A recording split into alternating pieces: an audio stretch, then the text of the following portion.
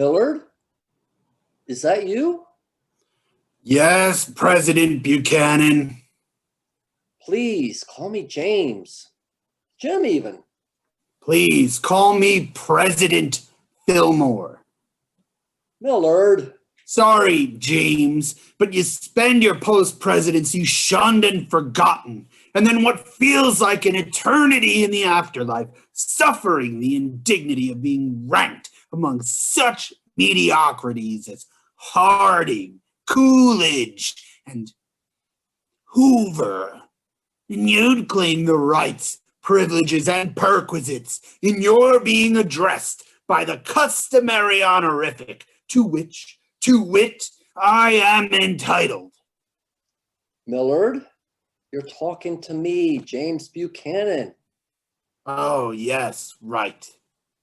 Sorry, Jim. Do you think anyone out there knows who either of us is? Yes, of course. Then again, nowadays, given the state of the American educational system, probably not. Nor do I. Sad, really. So true. Too true. History has not been kind. Nor the historians. Historians, don't get me started. Oh, really? Imagine having your presidency overshadowed by your successor, the great emancipator. Nothing but a bare road lawyer from the backwoods of Illinois, if you ask me. House divided unto itself, malice towards none, fourscore, all that jibber jabber. Nothing but a bag of bones, a beard, and a stovepipe hat.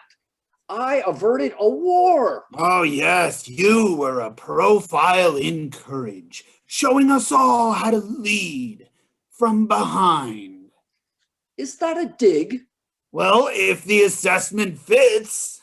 Well, at least I got elected president in my own right. Now you're touching a sore spot. Old rough and ready Zach Taylor dies in office, not much more than 16 months in office before he could do any real damage. You waltz in and what'd you do? Poison the cherries in the cream? Hey, I should have gotten the nomination in 52. I'd have won. Oh, sure. Against Franklin Pierce?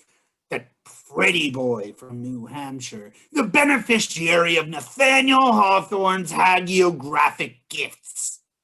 Fluff. A piece of fiction. The man and the book. But no, my party nominated Winfield Scott. Winfield Scott. Who remembers Winfield Scott? Historians. Historians. Ah, the Whigs. Now there was a political party that produced presidents. War heroes who died in office. Political opportunists. All four of you. Quite a legacy, that. Is that a dig? Well, if the assessment fits. To think that I have to spend my time in limbo, the existence of which is not official doctrine of the Catholic Church anymore, with the likes of you. Well, if you dislike the company, Frank Pierce is around here somewhere. Oh, Frank. Please stop. Why must we torture each other?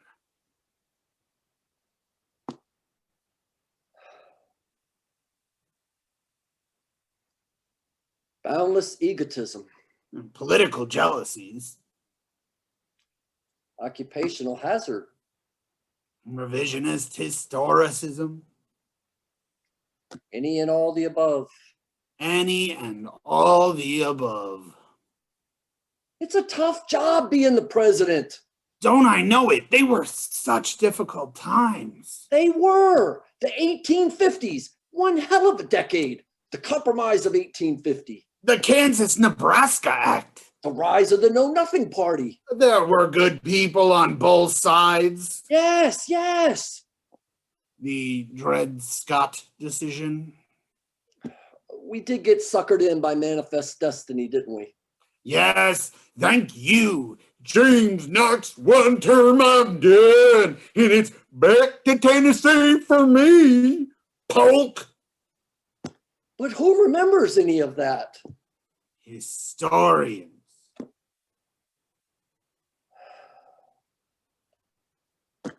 Historians. I'm becoming depressed. I already am.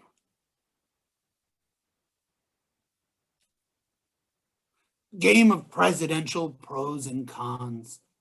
It'll cheer us up. Pass the time. Keep the wits sharp. You're on. Pro. I'll take con. All right, let's see. Andrew Jackson.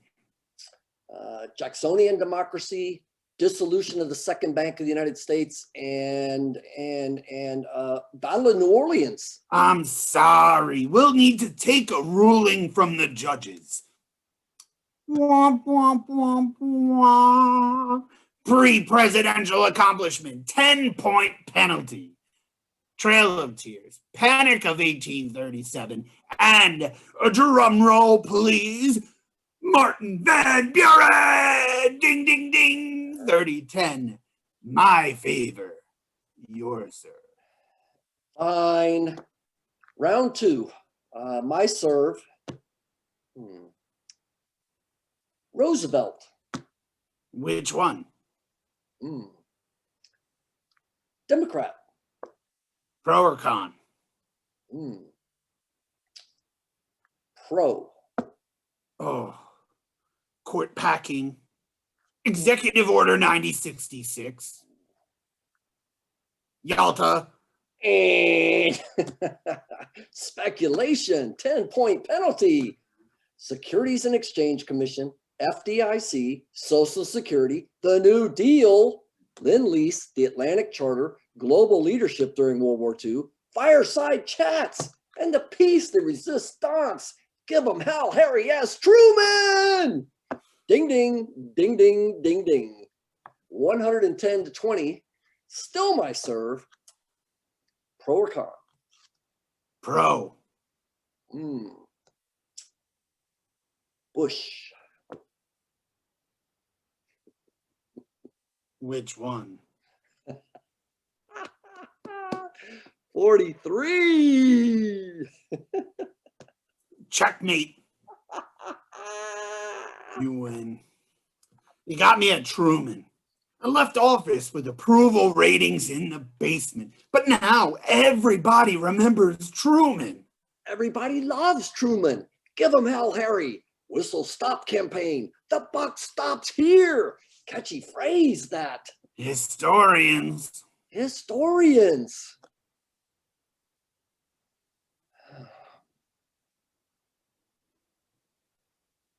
History has not been kind, has it, Millard? To either of us. No, Jim. There is the consolation that it's ultimately unkind to all of us.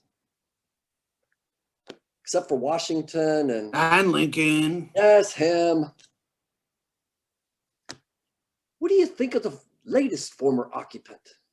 You mean the other guy? Doesn't hold a candle to Chester Alan Arthur. Yes, said he wants to drain the swamp. More like replacing it with quicksand. Into which he sank. Sucking the whole country down with him. Yes, I envision that twice impeached orange-faced Gibbon and instantly feel my presidential reputation growing by leaps and bounds. Me too. These Trumplicans, all they're capable of doing is fomenting nativism, white supremacy, blind religiosity, secessionism, and armed insurrection against the federal government. Sounds a bit like the 1850s. History will not be kind to 45. Historians. Historians.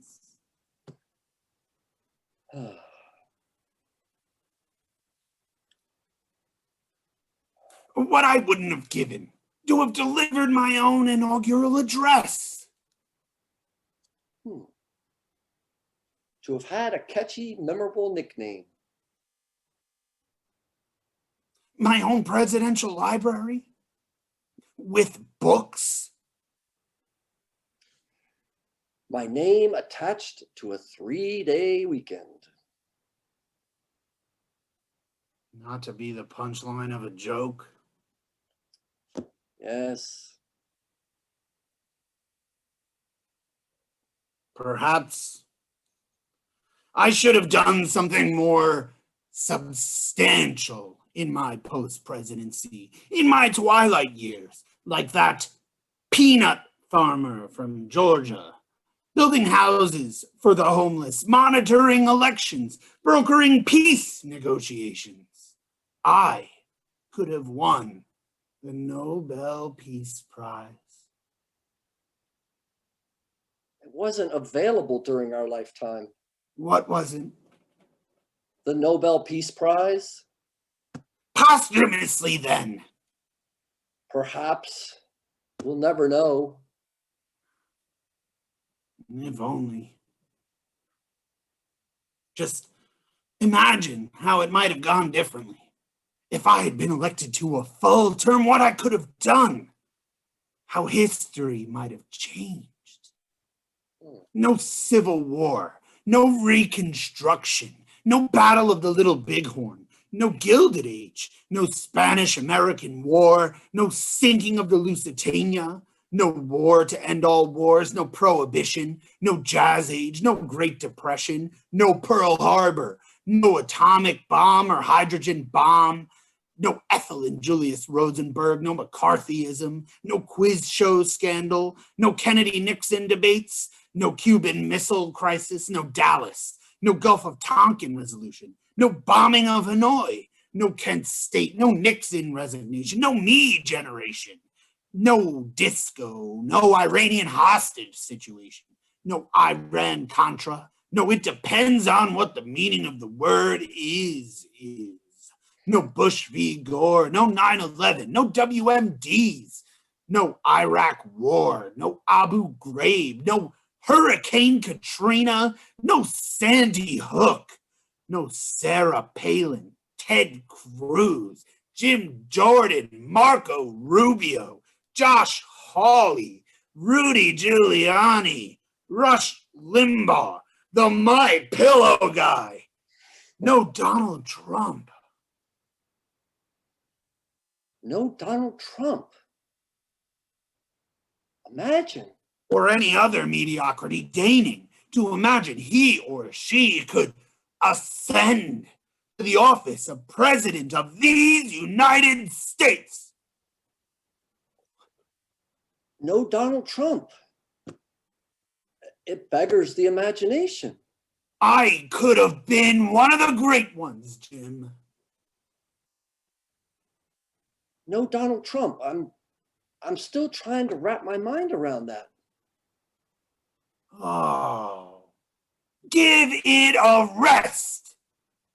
Well, forgive me, but I thought we were friends. I'm sorry. Jim, I'm sorry. That was uncalled for. We both could have been among the great ones. But who remembers us now?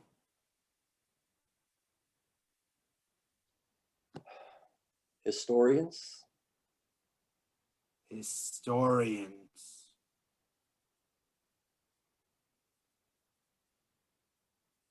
When to the sessions of sweet silent thought, I summon up remembrance of things past.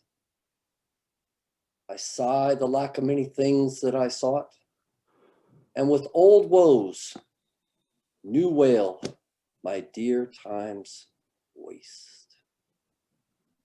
Thank you, Jim. That was very kind. I've always liked Wordsworth. It's Shakespeare, but you're welcome. And thank you for listening. You're welcome, Mr. President.